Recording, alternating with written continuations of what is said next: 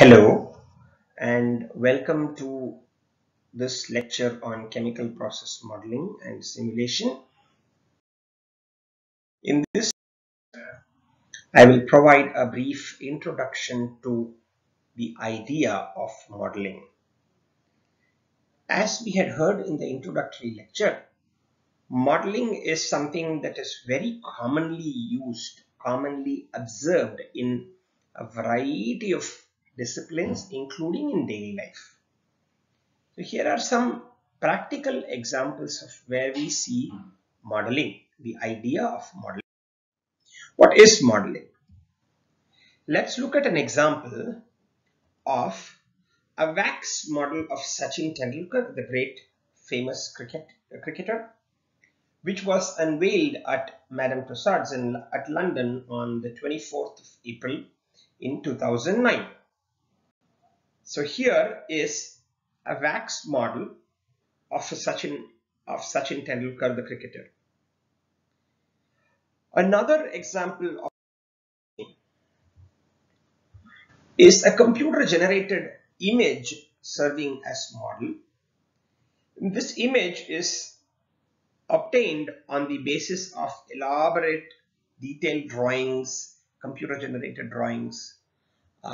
This particular image, by the way, is called reflecting absence. This is the model of the memorial that has been built on the site of the World Trade Center that was destroyed on the 9/11. So here is a model, a computer-generated model. Another example of modeling that we can see is Mahatma Gandhi is a model of the virtue truth. So here is a role model, a person who stands for the virtue truth. And of course, when we talk about model, the first thing that comes to our mind are the first people that come to our mind, are the models, who walk the ramp. And so there they are. Here is the model. Here is a very famous model. Brazilian Gisele Bündchen, and she is the highest paid model in the world.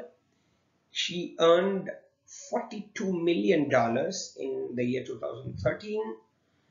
$10 million in the year 2018, 3 years after her retirement, and she has a $400 million fortune. And she represents a variety of,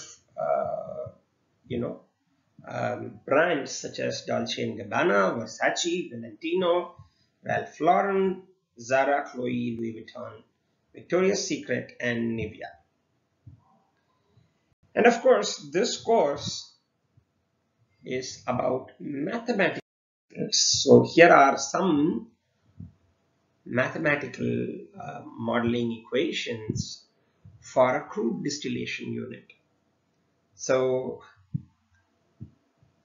these are some mathematical equations that serve as a model, mathematical model of the atmospheric crude distillation unit, where a heated crude is brought in and is distilled under near atmospheric pressure conditions to produce a variety of products ranging from straight run naphtha and LPG to kerosene or gasoline, diesel, light gas oil, heavy gas oil, and then the residual crude oil, which is then distilled under vacuum to produce a whole variety of other products that form the starting points of petrochemicals as well.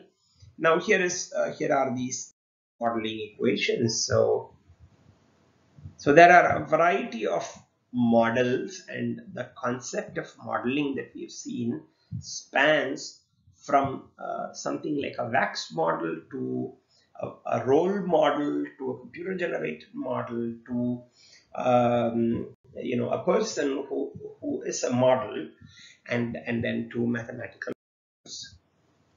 Now, what is modeling and what is a model, or who is a model? A model represents an approximate version of a real object. Now this object, the real object, may be tangible object or an abstract idea. We saw two examples. One example where there is a wax model of the cricketer Sachin Tendulkar. So that's a live person and whose wax model is created. Now then we saw another extreme example, contrasting example rather I should say, of Mahatma Gandhi being a role model of the virtue truth. And this concept, this virtue, this value of truth is an abstract object, abstract concept, truth, which of course is very real. Just because it is abstract doesn't make it any less real, but it is not physically manifest. And such an abstract idea is expressed, represented by a person, by that person embodying and living that particular abstract concept or value. Right? So the person like Mahatma Gandhi becomes a role model for truth. So example, as we saw, a wax model of Tendulkar is a simplified physical resemblance of Sachin Tendulkar. So this here I am focusing a little bit on this idea of approximate version of a real object. It has the physical resemblance of Sachin Tendulkar. It also shows that this Sachin Tendulkar is renowned for being a cricketer and renowned for being a batsman. And this wax model has the bat held high, held in the right hand, and that shows that this person, this model is also a representation of the batsman Sachin Tendulkar. So there are these ideas, more abstract ideas of a cricketer, and particularly in the game of cricket, this person representing a renowned batsman. So those are slightly more abstract ideas which are attributed to this person, real tangible person called Sachin Tendulkar. All of this are being captured by that wax model. But of course, the wax model does not resemble Tendulkar in his talents. The wax model of Tendulkar could not even bat or face even a single ball, or it does not resemble anything in his life, of course, So that is not going to be the case. He has a multi-dimensional life outside of cricket, which cannot be captured by this model.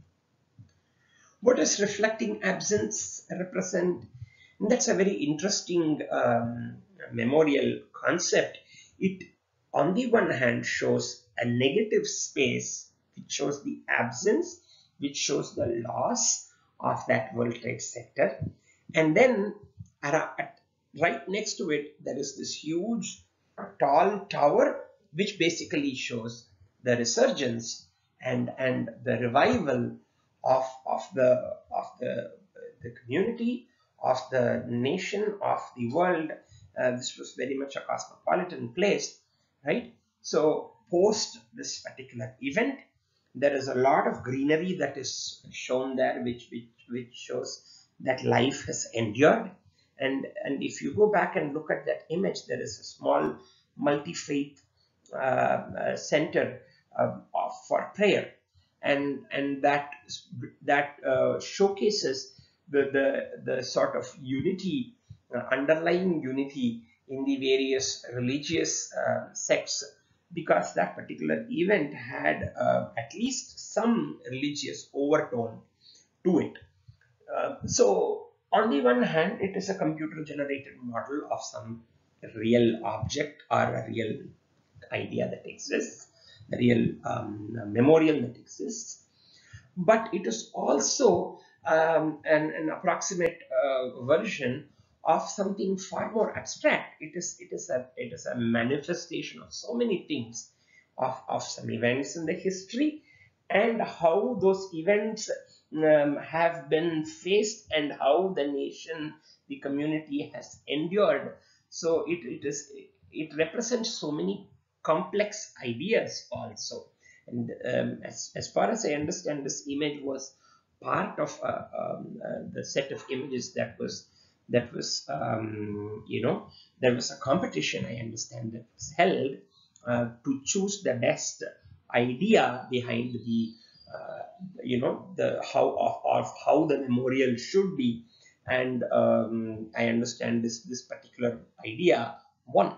And so there is a lot of abstraction that is there, and of some real event and the post developments subsequent to that event, right? So the model embodies all that. What or who does Mahatma Gandhi represent? Mahatma Gandhi embodies this value of truth, at least in this example. It is he is famous for his lifelong tryst with speaking truth. And so he represents the value of truth. Satyameva Jayate is what he subscribed to. And he also represents those people who strive against all odds to stick to and to speak and to embody truth, right? So of course, the last but one question, who does Giselle Bündchen represent? She represents, of course, as was mentioned in the previous slide, a variety of brands. But she also represents something far more than that. That has to do with the key concept, key fundamental principle behind advertising. She represents you and I. She represents all the common people to whom these brands are being sold. So the idea is that you buy a Louis Vuitton, dress, and you apply Nivea cream, and you carry a Dolce Gabbana bag, and then you have an appearance that approximates that of the model Giselle Bündchen. So here is a reverse approximation that works interestingly enough, and this idea is also a core concept behind modeling, and modeling as used in advertising. So she represents all of us, really, in that sense. And what do mathematical models represent? Mathematical models, of course, represent a mathematically expressed approximate version of various processes that take place in a real system. So a crude distillation unit is a real unit. It exists in reality, which is being modeled, and those equations were written for the atmospheric crude distillation unit of Indian Oil Corporation at Mathura refinery in India. So that's very much a real live, real functioning, crude distillation unit.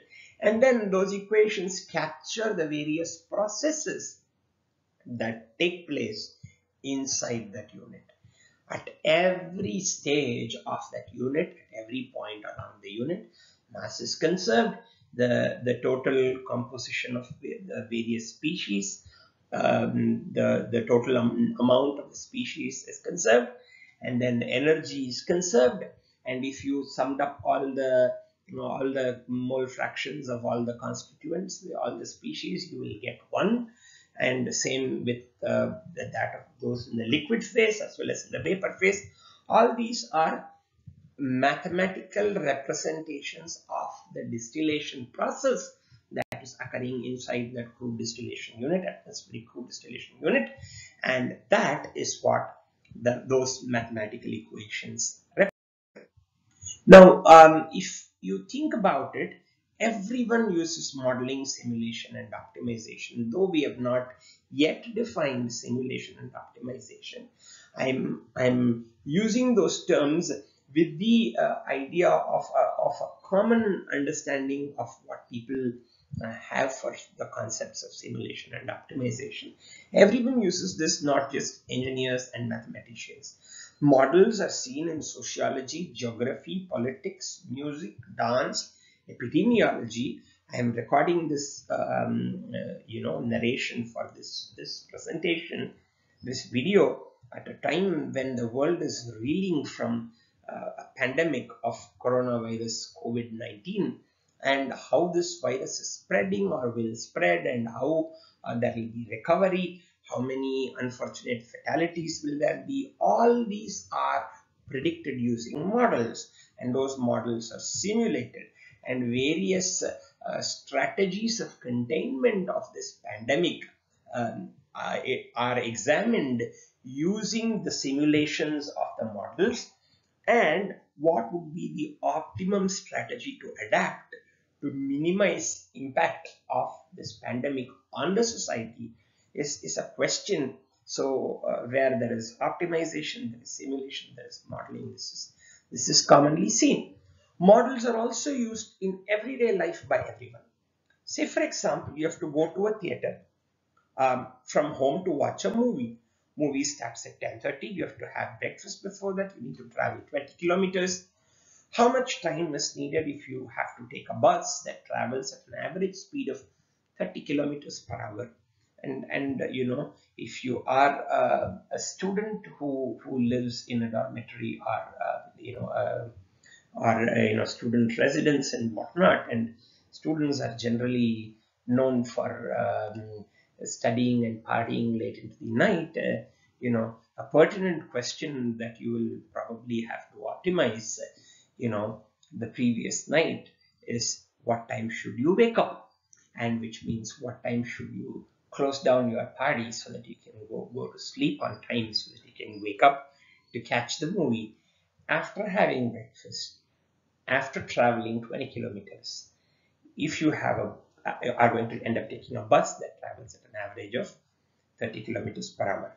So what is the difference between these kind of everyday models that all of us keep using, and those models, mathematical models, such as the one that I showed for the atmospheric crude distillation unit? Of course, this also involves calculations, doesn't it? I mean, you are going to work out in terms of time, how much time, 1 hour for breakfast or 30 minutes for breakfast, subtract, and you're going to arrive at a result. I have to get up at 7 o'clock. Oops, that is really crazy, whatever. So you are actually doing some calculations. You take a model in terms of, there is a model that says it takes 30 minutes to have breakfast, and the average speed of the bus is 30 kilometers per hour, and therefore the time taken to travel 20 kilometers is so much hours. And then you add it all up, and then you have to get ready. So how long does it take for you to get ready? You work out the time. That varies widely from person to person, and then you make these estimates, which are all models, and then based on those estimates you do a calculation, which is a simulation, and then you sort of determine what is the latest time I can wait till before I get up, and that would be an optimization, my dear friends. And therefore, what is the difference between this modeling, simulation, and optimization, and those of that atmospheric crude distillation unit of Indian Oil Corporation Mathura Refinery?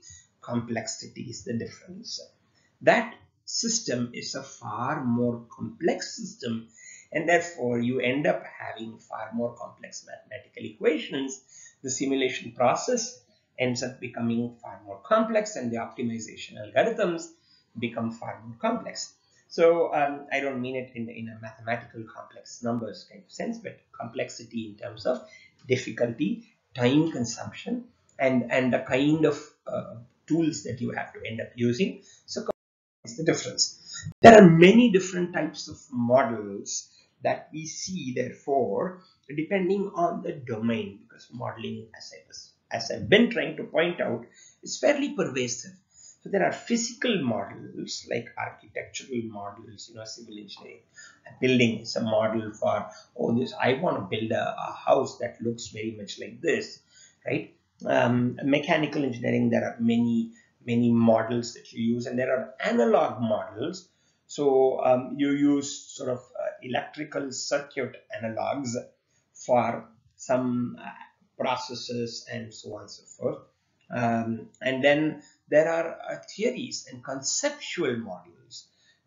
So the very idea of Mahatma Gandhi being a role model for truth is very much in this domain, and so is the case of Giselle Bundchen being a model representing all of us. That is also in this sort of a domain, and I don't want to just restrict such a non-physical science or non-engineering based, so social sciences based, which are also rigorous sciences.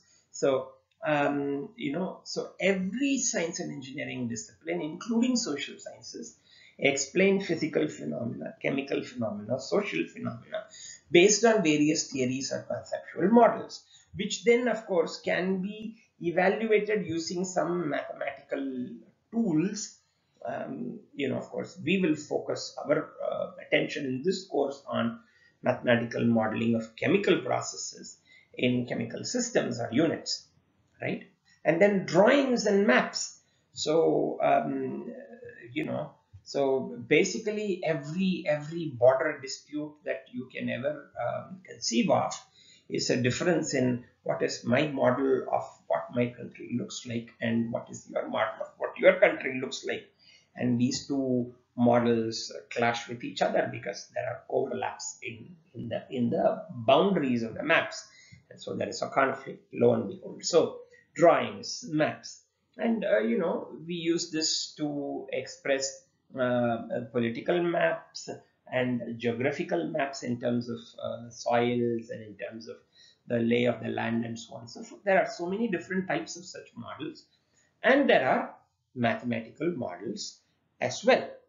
Now, once again, I hope with this brief video, you've gotten to see that the idea of modeling is far more common and pervasive than these very complex seeming, very esoteric seeming mathematical models, which are all equations and whatnot. It is actually a very common sense approach of us trying to relate to the world around us. In fact, our own notion of who we are, our identity itself is an approximation, oftentimes, right? And how good we are at approximating this oftentimes determines our sense of confidence, our sense of presence of mind, our sense of ability to sort of engage with ourselves and beyond us. So so without taking too much time, I would like to point out that the idea of modeling is something that we have been imbibing and using on a daily basis from a very, very young age. And so, and even for that matter, the mathematical representations of these models are not something so distantly removed from us as we may think, as some of us may think. And that is something that I hope to sort of point out as we go ahead and develop some of these mathematical models in the future lectures. So with this, I would like to conclude this lecture. If there are any questions, I welcome you to please contact me by my through the formal means that are available to you. Thank you very much and have a wonderful day. Bye.